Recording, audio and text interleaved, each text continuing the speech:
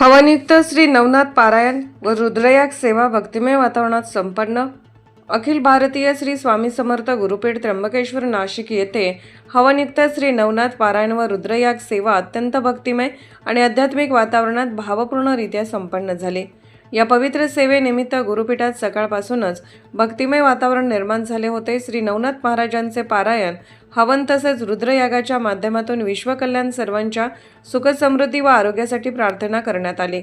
या सेवेसाठी मोठ्या संख्येने श्री स्वामी समर्थ सेवेकरी व भाविक उपस्थित होते. श्री गुरुमाऊलींच्या कृपा आशीर्वादाने सेवेकरांनी श्रद्धा, भक्ती आणि समर्पण भावनाने विविध सेवांमध्ये सहभाग घेतला.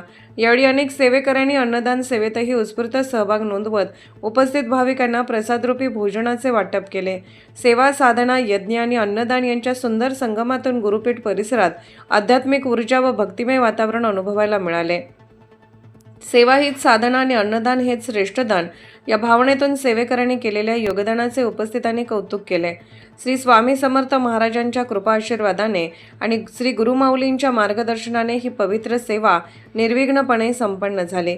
उपस्थित सर्व सेवेकरी व भाविकांनी या आध्यात्मिक सेवेचा लाभ घेत समाधान व्यक्त केले. लोकमान्य न्यूजसाठी संचालक लक्ष्मीकांत शिंदे, नाशिक.